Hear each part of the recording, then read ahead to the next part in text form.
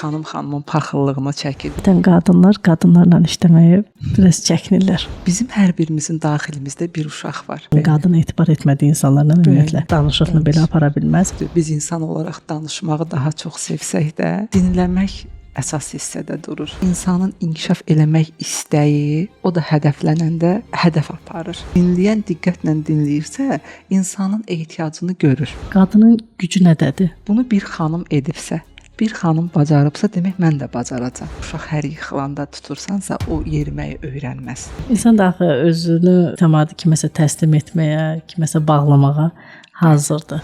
Biz insanlar sevgi ilə idarə olunmağa daha meyliyik. Və çətinliklərə çətinlik kimi yox, orada dərs kimi baxırsan. Birləşdiririk güclərimizi ki, özümüzə və başqalarına daha çox kömək edək. İnam heç bir elmin izah edə bilməyəcəyi sirlərin açarıdır. Afət Məmmədova 1981-ci ildə Gəncə şəhərində anadan olmuşdur. Orta təhsilini 13 nömrəli məktəbdə almış, ali təhsilini Bakı Dövlət Universitetində tamamlamışdır. Müəllimə və insan resursları üzrə ekspert kimi fəaliyyət göstərir. Karizmatik natiqlik kursu üzrə sertifikat sahibidir və peşəkar bacarıqlarını daim inkişaf etdirir. Kitab oxumağı və biliklərini genişləndirməyi sevir. Subaydır, 2 övladı var.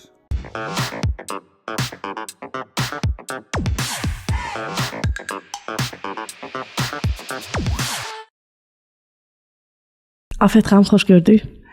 Xoş gördük Aytən xanım. Siz biznes sahəsində 15 ildən artıq deyə bilərik.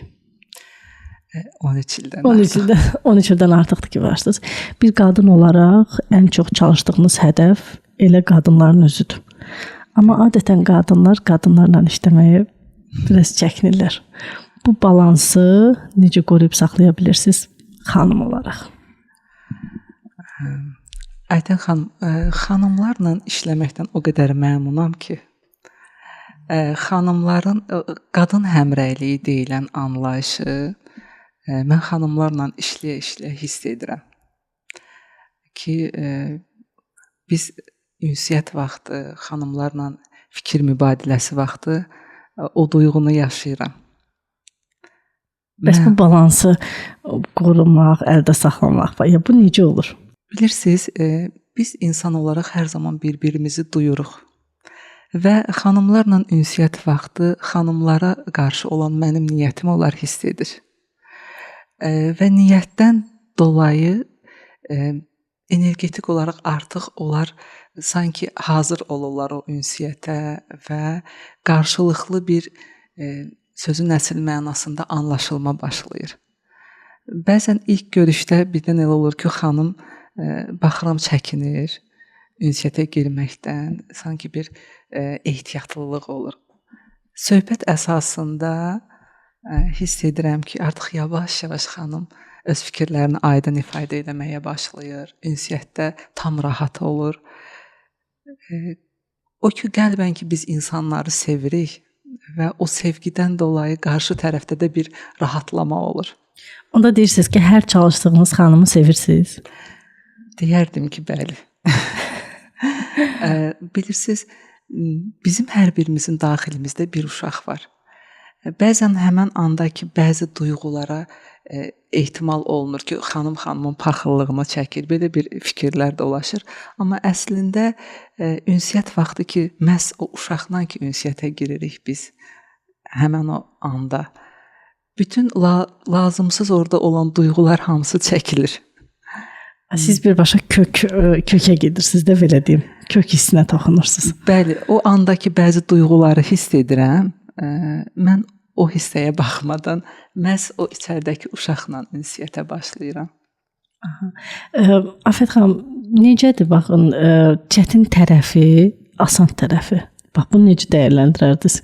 Bax, qadınlarla işləməyin çətin tərəfi budur, asan tərəfi də budur. Asan tərəfi düşünürəm ki, qadın olduğum üçün artıq qadını daha yaxşı anlayıram. Bu asan tərəfidir. Onun emosiyalarını anlayıram, duyğularını və çətin tərəfi. Çətin tərəfi nədir? Çətin tərəfi ilkin olaraq ilk ünsiyyətdə hiss elədiyim o hələ ki yad görmək, Yəni ki, hələ ki siz yadsınız da mən biraz ehtiyatlılıq, Sərhəd qoyurlar. bəli, sərhəddin olmağı onu görürəm. Amma çox qısa müddətdə necə o dağılır? O pərdə qalxır aradan. Əslində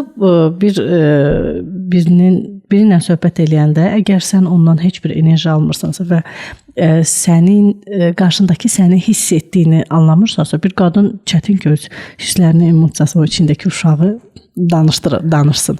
Yəni bunun üçün sizin özünüzün mənəvi olaraq böyüməyiniz gərəkirdi ki, yəni o sizə etibar etsin ki, danışsın. Evet. Qadın etibar etmədiyi insanlarla ümumiyyətlə danışıqını belə apara bilməz. O etibarı qazanmaq üçün bax sizin özünüzün yolunuz, baxışınız, təsiriniz bu necə olur? Bu yaxınlarda bizə bir qadın yaxınlaşdı Aytən xanım. İstəyirəm misal üzərindən daha aydın fikrimi ifadə edim. İlk anda xanımla rastlaşdığım an gəldi otağa. O dərəcədə xanımın bir ciddi duruşu, ciddi baxışı, bir yəni belə diqqətlə belə baxdı. Həmin anda bir təbəssüm yetir bəzən. İnsanı qarşılayan vaxtı bizim o qarşı tərəfə ötürdüyümüz qarşılamadakı təbəssüm. Sanki xanımın üzündəki o ifadənin saniyələr içində necə çəkildiyini müşahidə elədim. Mən düşünürəm ki, ünsiyyətdə düzdür, biz insan olaraq danışmağı daha çox sevsək də, dinləmək əsas hissədə durur. Həmən ki biz ünsiyyətə başlayırıq, mən çalışıram ki, o xanımı dinləyim. Danışmaqdan çox ilk olaraq dinləməyə üstünlük verirəm. Müəyyən suallarla istəyirəm ki, insan öz fikirlərini ifadə eləsin. Əgər bizə gəlibsə, bizlə bir işbirliyi tutmaq istəyirsə, deməli, onun özünün bir istəkləri var. Mən istəklərini bilmək istəyirəm. Ki, necə dəstək ola bilərəm? Bu xanımın köməyi hansı qapıdan eləmək olar? Artıq suallar əsasında ki, xanım başlayır fikirlərini ifadə eləməyə və biri var dinləmək, biri var qulaq asmaq, orada özünüz bilirsiniz. Diqqət lazımdır həmən anda. Bəli, eşitmək lazımdır ki, xanım nə demək istəyir? Ümumiyyətlə, kömək eləmək hissəsi hardadır? Nəyə ehtiyacı var? Danışan vaxtı ifadələr, fikirlərlə ifadə olunur. Danışır, əgər dinləyən diqqətlə dinləyirsə, insanın ehtiyacını görür. Ehtiyacları nədir? Ehtiyaclarını. Bəli, ehtiyaclarını. Çünki niyyət dedikdə, mənim niyyətim ki, kömək eləməkdir. Artıq o anda ki, mən qarşı tərəfə kömək eləmək istəyirəm, mən onu dinləməliyəm ki, ona necə kömək eləyəcəyimi bilim. Belə, bax, sizin deyim ki, bu tərəfdən dinləmək. Amma siz dinləməkdən başqa, indi bildiyimiz Az Estetik, Az Estetik şirkətinin aparıcı nümayəndələrindən birisiniz, mən deyərdim. Və işinizdə mütəmadi olaraq, yenə də deyirəm, xanımlarlandır. Axı, dinləmək bunun bir qolu sayıram mən. Mən sizi daha yaxşı tanıdığım üçün. Düşünürəm ki, təvəzzükarlıqdan danışmırsınız. Öz üstünüzdəki çalışmaları istəyirəm deyəsən. Yəni, bugün dinləyə bilmək, bugün hamımız baxırıq, amma görə bilmirik. Görə bilmək üçün müəyyən bir təkamülü keçmək lazımdır ki, sən görəsən. Onu istəyirəm, siz danışasınız ki, biz bugün xanımların da yollarına işıq sala bilək. Onlar da baxıb da görə bilsinlər.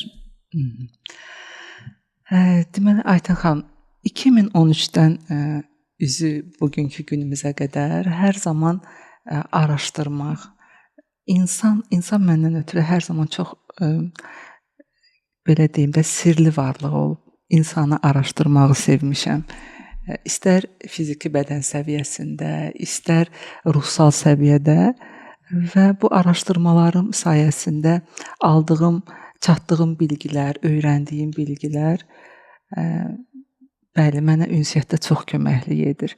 Mən düşünürəm ki, zəmanəmizdə də, lap keçmişdə də olsun, bilginin vacib bilgilər var ki, ona ehtiyacı var. Anlamaq üçün və anlatmaq üçün bizim bəzi bilgilərə ehtiyacımız var. İnsan beyninin potensialı hamıda eynidir deyirlər. amma eyni zamanda kim nə dərəcədə açır öz beyninin potensialını. Mən düşünürəm bizlərə araşdırma dəstəyi olur və biz ki araşdırırıq, yeni bilgilər əldə edirik və o bilgiləri müəyyən bir zaman çatır ki, sən öz üzərində işləyirsən və bir nöqtədə bilgilərini paylaşmaq istəyi yaranır. Sən özün o bilgilərdən ki istifadə edirsən, öz gücünə güc qatırsan, bu bilgini paylaşmaq istəyirsən ki, kimlərsə də o bilgidən yararlanaraq öz potensiallarını açsınlar. Bunu açmaq elə də asan deyil əslində. Bəli. Bu biz deyirində bu 5 kitab, 10 kitab oxumaqla.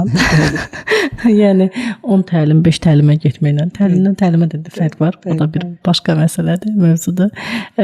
Amma burada sənin özünün istəyin də olmalıdır. Ən önəmli. Ən önəmli istək. Hədəf deyirik. Hədəf nədir? Hədəf insan arzusunun dəqiqlənmiş və gücləndirilmiş bir formasıdır. Arzunun. Hədəflərimiz həyatımızın müəyyən hissələrində müəyyən hədəflərimiz olur. Mən düşünürəm insanın inkişaf eləmək istəyi, arzusu, o da hədəflənəndə hədəf aparır.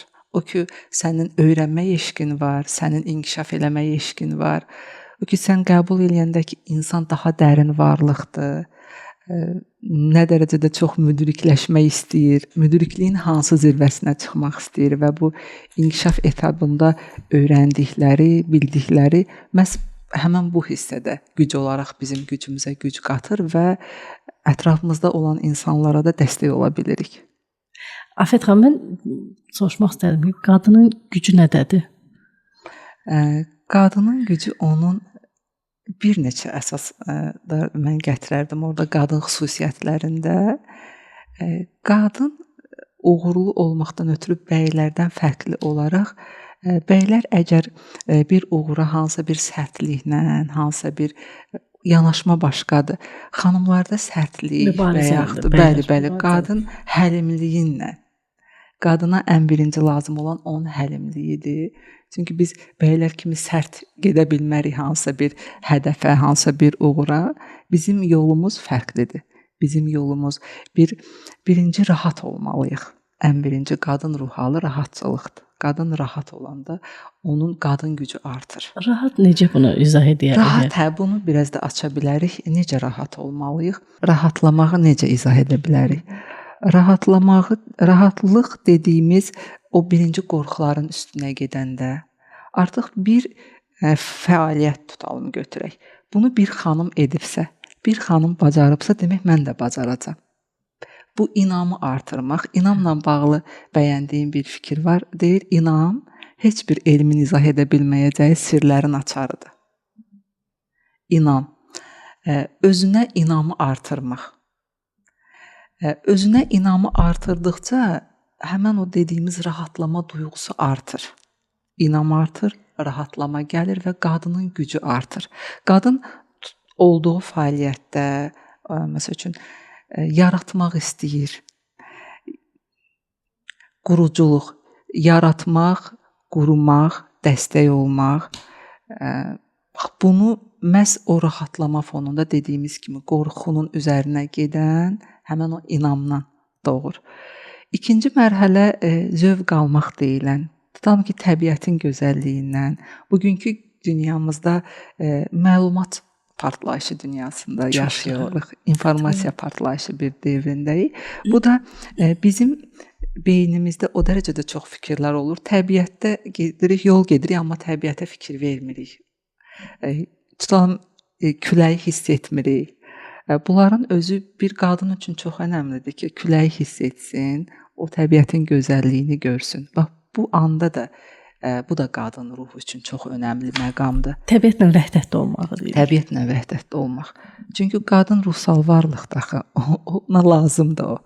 Üçüncü, mən deyərdim, üçüncü sıralamada gəlir o bayaq dediyimiz həlimlik. Həlim. Qadın yumşaq olmalıdır. Qadın həlim olmalıdır. Həlimlik də qadının gücünü artıran o daxili ruh hallarındandır. Afət xanım, çox müşahidə edirik ki, çalışan xanımlar kişi kimi xanımdır deyirlər. Halal olsun. Həmişə işinin başındadır. İşində heç bir nüansı axsatmır. Həmişə onlayndır, mesajlara cavab verir. Bütün işi lazımınca görür. Necə düşünürsünüz? Bu həqiqətən bu qadın işimi görür, yoxsa özünü unudur? Deməli Aytən xanım, biz hər birimiz istəyirik ki, olduğumuz fəaliyyətdə işimizi vaxtında, zamanında düzgün yerinə yetirək. Hər birimizin istəyidir bu. Bunu etməkdən ötürü bizə tutalım ki, o dediyimiz mülayim, rahat bir hala gəlməkdən ötürü bizə saniyələr lazım olur. Adi bir dərin nəfəs alma bir neçə saniyə içində olduğumuz məkanda, olduğumuz anda biz o gərginliyi ki hiss edirik, biz o narahatçılığı ki hiss edirik. Saniyələr içində durub o yüngül 2-3 dəfə dərindən nəfəs alaraq biz ruh halımızı bərpa edə bilirik. Bizə uzun zaman lazım gərəkmir ki, biz tutalım ki, okey, gəzmək gözəl, havada gəzirik. Amma zaman yoxdursa, dediyimiz ruh halını biz saniyələr içində dönə bilirik. Keçid etmək olur. Bəli, keçid etmək olur. Və bu vaxtı biri var, bir fəaliyyəti görərkən heç bir şəkildə başımızı qaldırmırıq da, onu çatırmaq, bunu çatırmaq, saatlar, dəqiqələr necə keçir, biz bunu müşahidə eləmirik. Ancaq bir anda bir narahatçılığın bizi möhkəm basdığını hiss etdiyimiz anlar olur. Bu həmin an artıq qadın ruh halından çıxdığımız andır.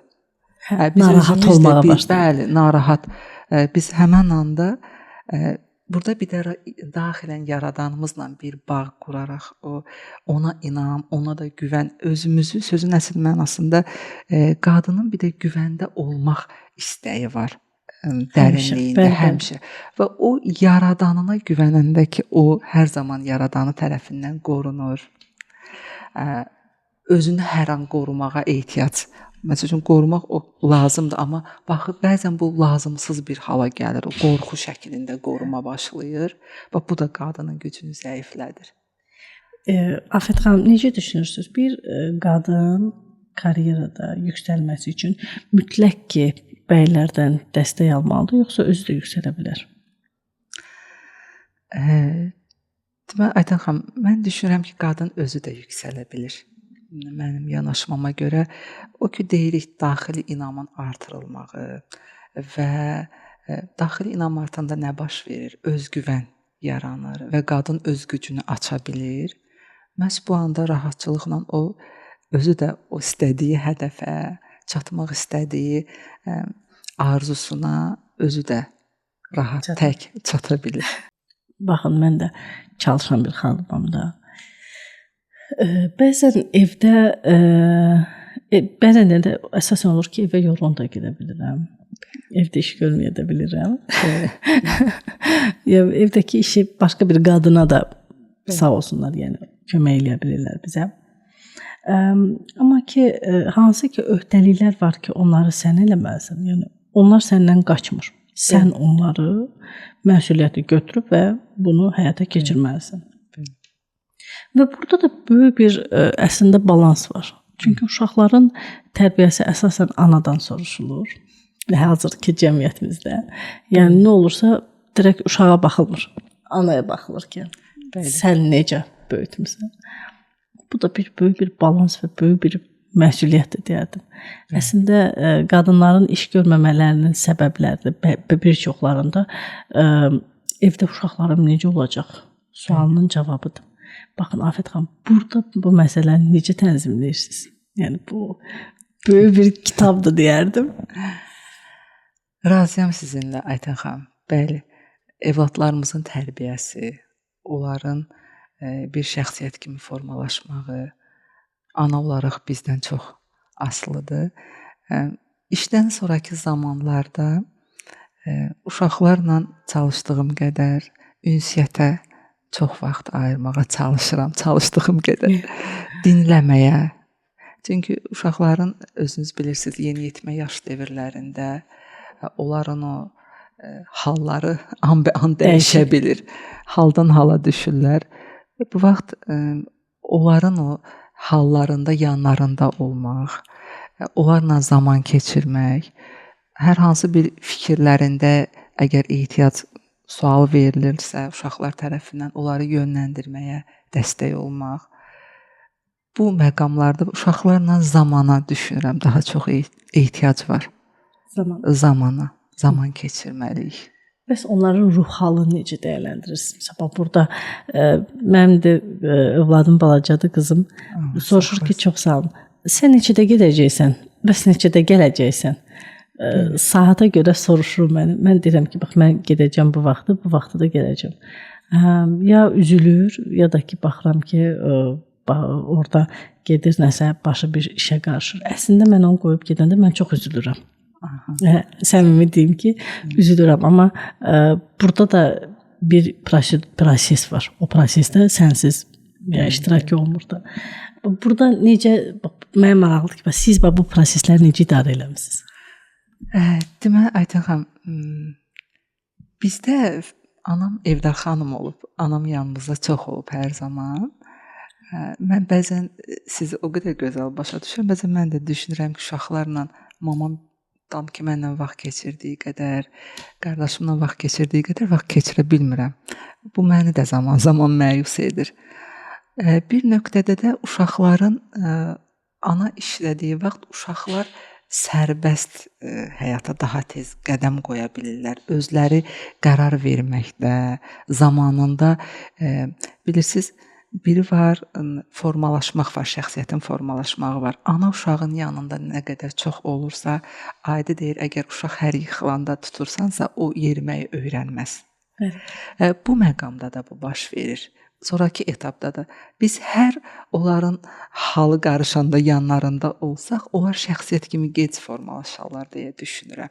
Əslində, yəni hər pis bildiyimiz işdə xeyir tərəfini görürük. Xeyir tərəfdir. Bəli, onu görməyə çalışıram. Düşünürəm belə. İndi uşaqları müşahidə elədikcə onların o fikirlərinə baxıram, yanaşmalarına baxıram. Düşünürəm ki, məhz o məqamlar uşaqların belə formalaşmağına gətirib çıxardıb. Bəlkə də mən də evdə çox bütün gün onlarla vaxt keçirsəydim, uşaqlar daha gec formalaşardı deyə belə bir də fikrim var. Afət xanım, idarə etmə bir strukturdur və bu idarə etmə heç vaxt bir-birinə bənzəmir. Hər idarənin idarə edilməsi başqa cürdür, yəni hər ailədə olduğu kimi. Əslində ailədə olduğu kimi belə dəyərləndirirəm. İdarə etmənin strukturunu necə təkmilləşdirib və onun necə aparılmasını tənzimləyə bilirsiniz? Bu xanım üçün çox çətindir.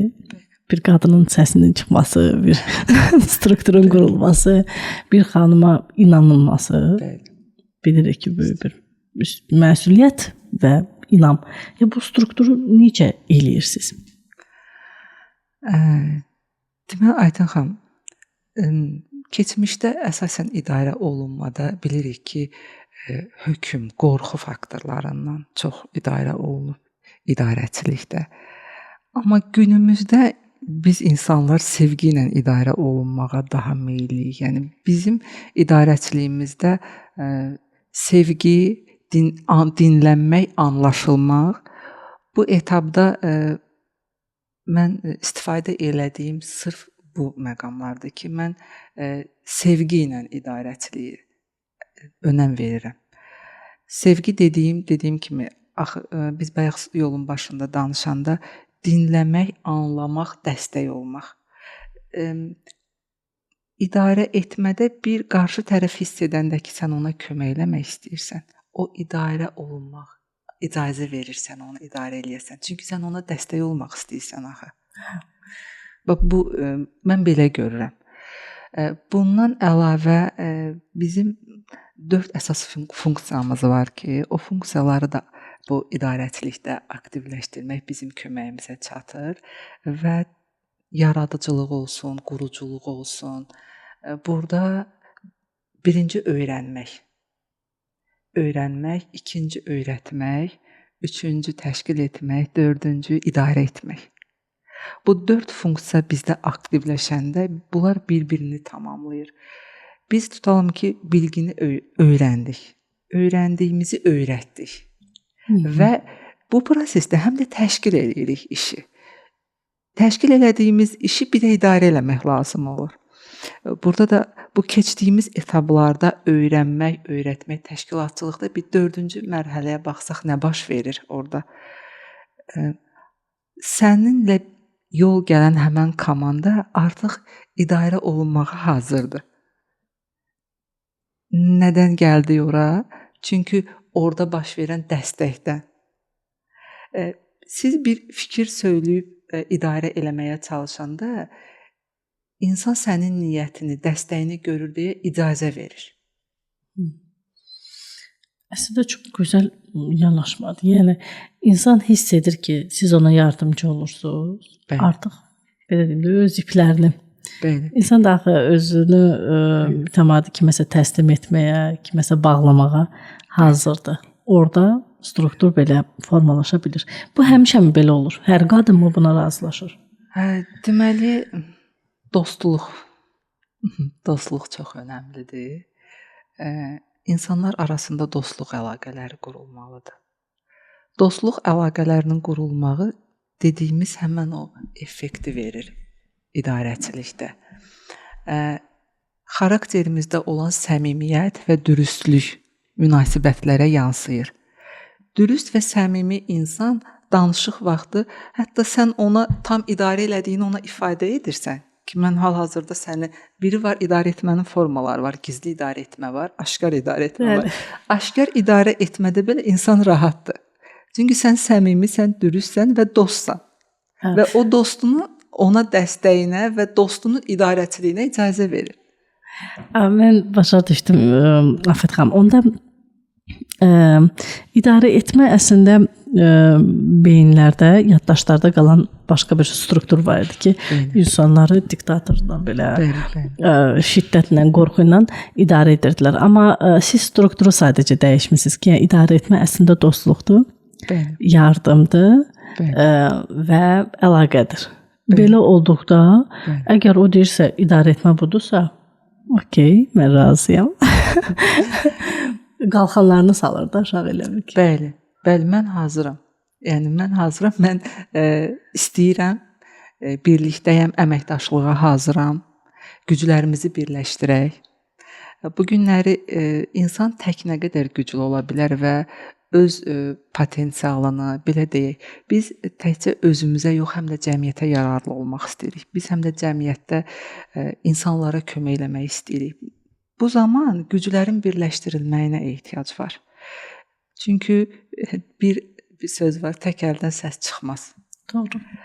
Və biz komanda şəklində, həmən o kütlə şəklində birləşdiririk güclərimizi ki, özümüzə və başqalarına daha çox kömək edək. Belə görürəm. Əslində çox düzgün, doğru yanaşmadır. Bəs Afət xanım,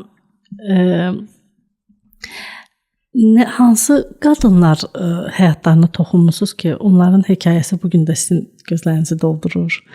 Bu gün də baxanda həqiqətən yaxşı bir iş görürük sözünü və insan özünə deyə bilir.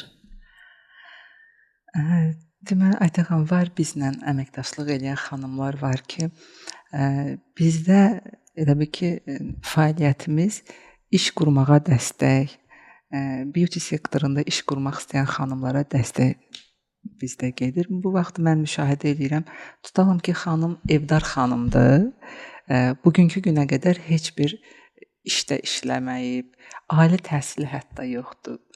Xanım gəlib bizdə təhsil alacaq, bizdə kurs keçəcək və öz işindən yola çıxacaq. Belə hallar olubdur ki, xanım gəlib dediyim şəkildə 1-2 aydan sonra şirkətimizdə öyrənib, bizim təlimçilərimiz necə lazımdır, bizim həmən xanımımızı hazırlayıb, 2 aydan sonra zəng gəlib xanımımızdan ki, mən şirkətdəyəm, sizlə görüşmək istəyərəm. Aytən xanım, mən xanımı görəndə yadımdadır, lift açıldı, mən xanıma belə baxdım, mən gözlərimə inanmadım. Çox sevindim. 2 ay, cəmi 2 ay içərisində xanım tamam başqa bir xanıma çevrilmişdi. Artıq o özgüvənli iş xanımı idi. Belə sürətli inkişafa açıq olan insanlarımız da var ki, elə həddindən çox zamana ehtiyac olmadan sıçrayış edirlər sanki. Düşünürəm ki, hazır olublar əslində. Hazır olublar, bəli. Dəyişmə hazır olmaq istəyənlər keçə bilir. Sürətli keçid edə bilirlər. Hazır olmayanlar isə Zamana ehtiyac olur. Bir də orada istək önəmlidir. Nə dərəcədə inkişafa istəyi var insanın? İnsan ümumiyyətlə inkişaf etmək istəyirmi?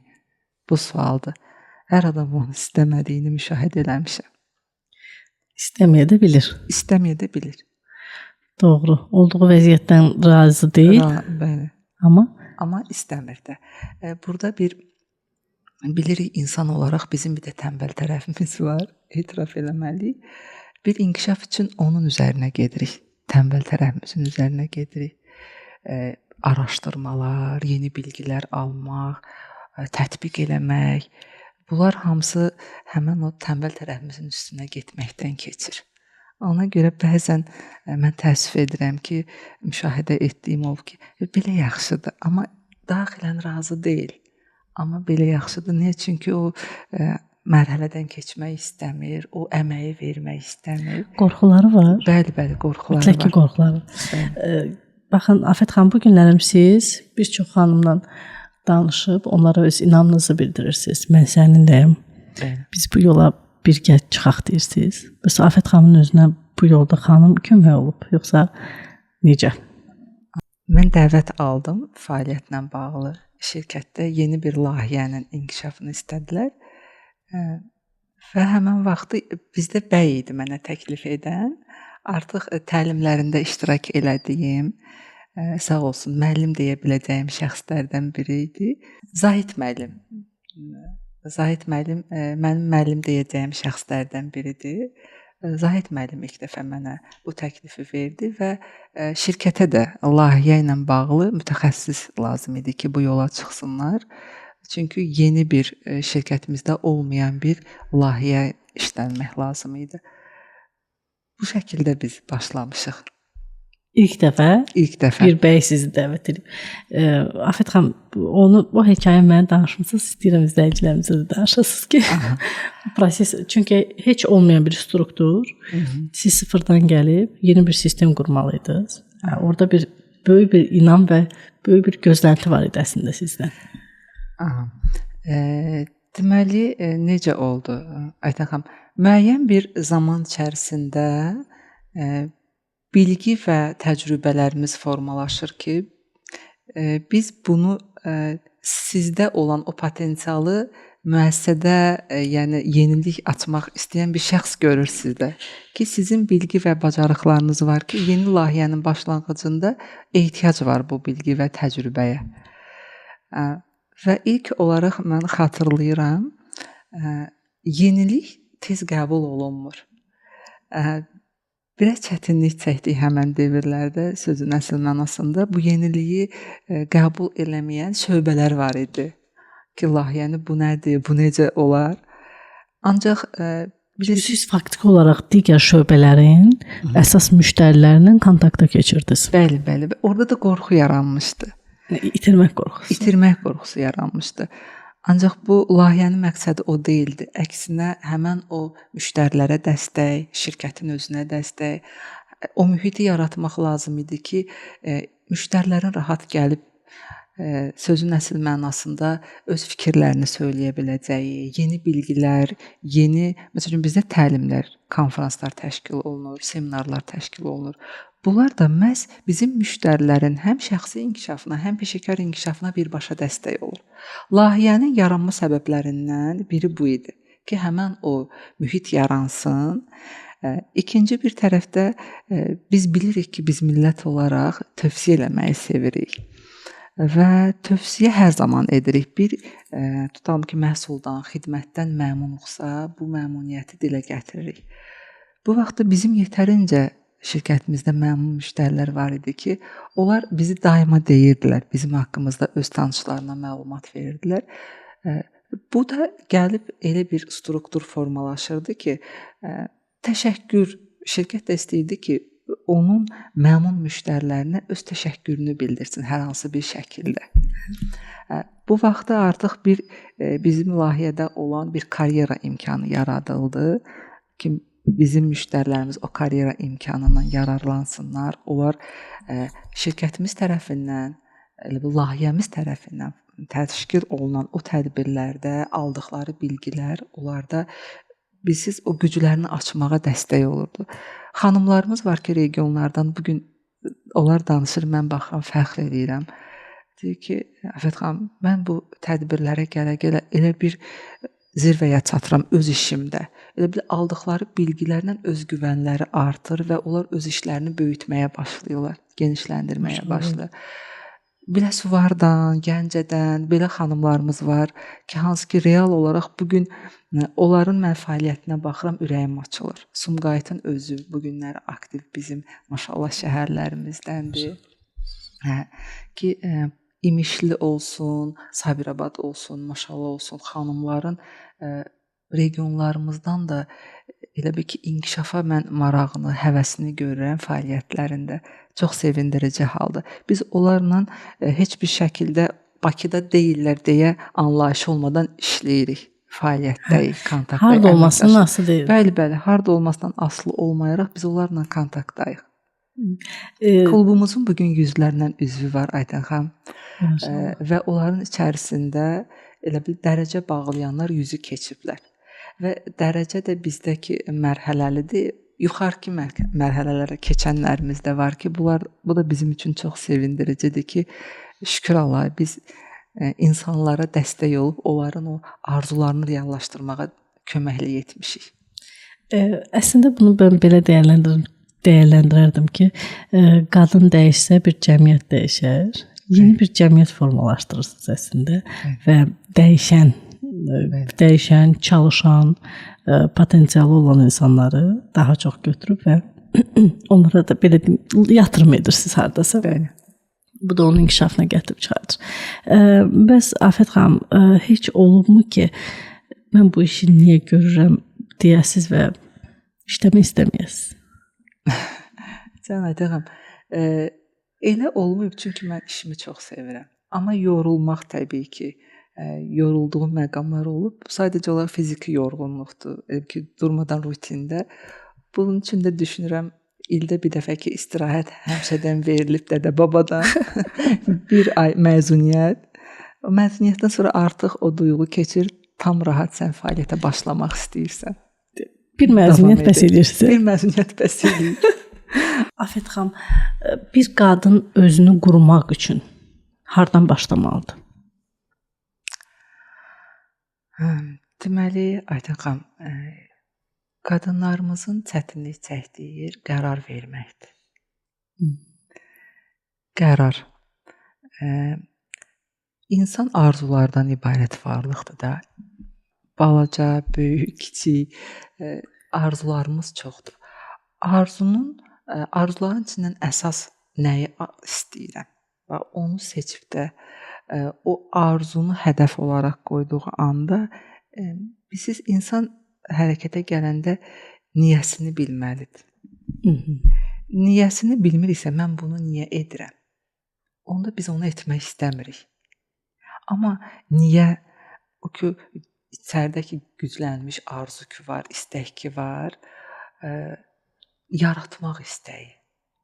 Yaratmaq istəyi, mən düşünürəm ki, bütün qadınların daxilində o yaratmaq istəyi var. Nə istədiyini bilsin, biləndən sonra. Nə istədiyini bilsin. Yəni niyə, bilirsiniz necə, mən nəyi müşahidə edirəm? Sən bir fəaliyyətə başlayırsan, tutalım ki, o qərarı verdin, niyəni bildin, hərəkətə keçdin. Bu mərhələdə sənin hara gedəcəyini gördüyün bir təsəvvürün olmalıdır. Bəli, təsəvvür çox önəmlidir. Çünki yolda rastlaşacağın çətinliklər məhz o təsəvvürün və artıq sən nə edirsən, niyə edirsən, bu sualların cavabı sənin daxilində varsa, o çətinliklərin öhdəsindən çox asanlıqla gəlsən və çətinliklərə çətinlik kimi yox, orada dərs kimi baxırsan. Sənin baxışın dəyişir. Ki, hə, okey, bunu da mən dərsdə aldım. və davam edirsən. Əslində nə istədiyini bilirsən. Nə istədiyini bilirsən. Hara getmək və nə istədiyini tam Nə olaraq. istədiyini tam olaraq bilirsən. Burada bir də köməyimizə çatır nə istədiyimizi bilmək, inam. İnanmalısan. İnanmalısan. Bəzən elə olur ki, sənin hədəfin uzaq və böyük olur. Böyük olan hədəflərdə olur ki, əgər təsəvvürün tam deyilsə hədəfindən bağlı və hədəfin böyükdür, düşünürsən ki, birdən alınmaz, birdən çatmaram. Bu an inamın səni aparır ora. Sənin təsəvvürün və inamın. Hə, təsəvvür və inamın səni aparır ora. Əslində bayaq söhbətin də əvvəlində dediniz ki, insan çox belə qəribə bir varlıqdır. İnsan beyninin nələrə qadir olduğunu hələ ki biz əlbəttə ki bilmirik. Mən düşünürəm ki, əgər sən necə ki bu gün axşam bilirsən ki, axşam qaranlıq olacaq və sən istəyini də o cür bilməlisən ki, sən çıxacağın yolda hara gedəcəksən, kim olacaqsan və kim olmaq istəyirsən. Bunun dəqiq bilsən, mən düşünürəm ki, sənin bu yolda heç kim saxlaya bilməz. Bəli, Aytən, sizlə razıyam. Afət xanım, necə düşünürsünüz? Bax, sizin yolunuza daş qoyanlar olubmu? Olubsa bu xanımlar olub, yoxsa bəylər olub biznes sahəsində? Deməli, Aytən xanım, olubdu. Əslində olubdu, amma bilirsiniz necə? Mən hər zaman necə yanaşmışam. Burada mənə yanaşmam fərqli olub.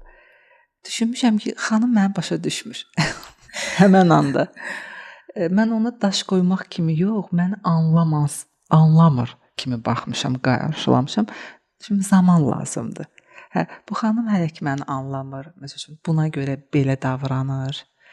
Artıq amma heç belə hirslənməmisiniz, əsəbləşməmisiniz. Orada inansız o məqam ki olub hirslənmək. Mən onu hirslənməmişəm. Sadəcə olaraq qəbullanmışam ki, anlamadı məni.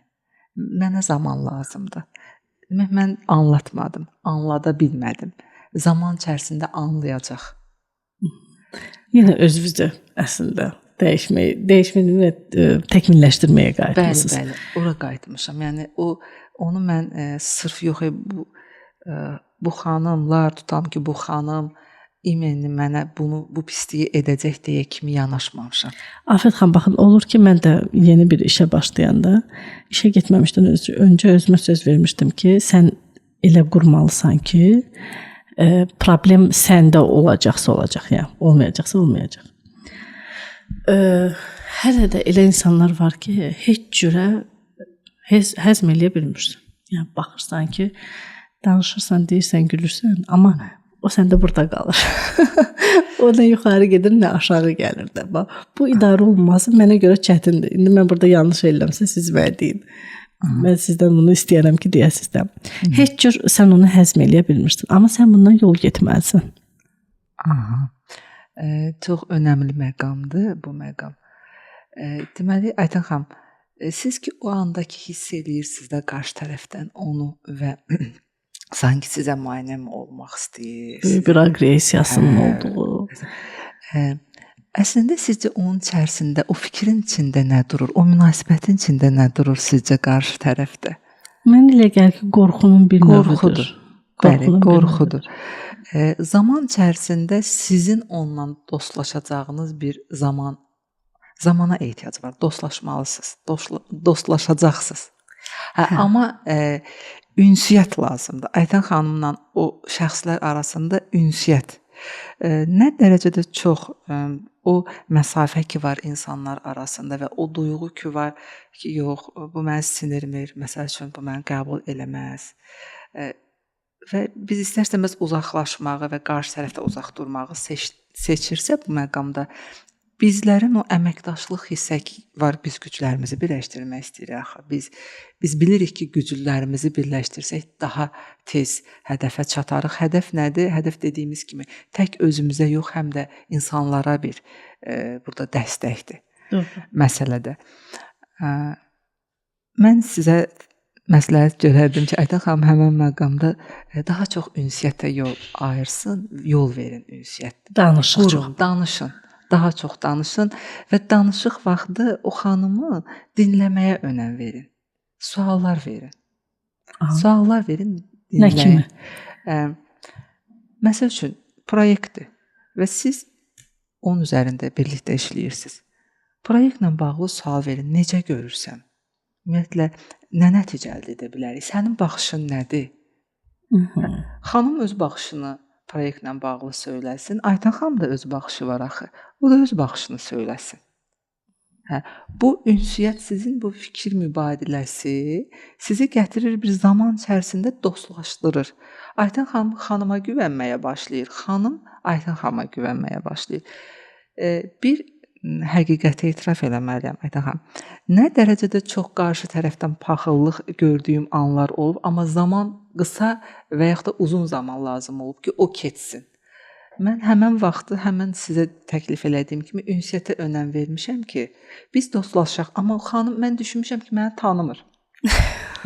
Düşünmüşəm ki, məni tanımır deyə bu xanım özünü belə aparır və şərait yaratmalıyıq. Mən onu tanıyım, o da məni tanısın. Və bu tanınma hissədə Carnegie'nin çox gözəl kitabı var, Dostu necə qazanmalı kitabı. Orada önə çəkdiyi fikir dinləmək olub. Biz sual vaxtı hansı şəraiti yaradırıq? Dinləmək şəraiti yaradırıq da. Qarşı tərəf fikirlərini söyləyir. Fikirlərini söyləyən insan orada güvənmə etabına keçir. Söylədikcə güvənir Aytan xanıma. Öz fikrini söyləyir, Aytan xanımdan fikir alır və sizin aranızda bu ünsiyyətin artmağı gətirir, o lazımsız bariyerləri atır. Yəni məni anlayır cavabını əslində almış olur. Bəli, məni anlayır. Məni anlayır. Çünki dinlədikdə sözünü kəsmirsənsə, ona qulaq asırsansa və fikrinə hörmətlə yanaşırsansa, o deyən yolu hardasa çıxırsansa, əslində mənə anlayır və qalxanlarını əlbəttə ki salır. Afət xanım, maraqlı söhbət oldu. Bizim bir saatımız Hüseyn bəy deyir ki, artıq doldu. Təşəkkür edirəm sizə. Çox da mövzuları aça bilmədik deyə düşünürəm əslində.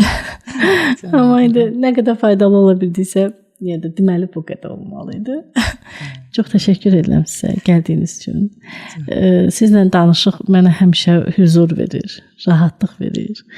Bir də arxayınlıq verir. Deyərdim sizə ki. Təşəkkür edirəm Aytan xanım. Xanımlara səslənmək istəyərdim. Bilirsiniz necə? Qoy xanımlarımız öz arzularına inansınlar, öz arzularını dəqiqləşdirsinlər və öz üzərlərində işləməyi seçsinlər. Bu daxili rahatçılığı bərqərar edir və Bakıxanovun dediyi sözlər ki var, insanın əsl xoşbəxtliyi daxili rahatlıqdır. Tam razıyam. Təşəkkür edirəm. Çox sağ olun. Sağ olun.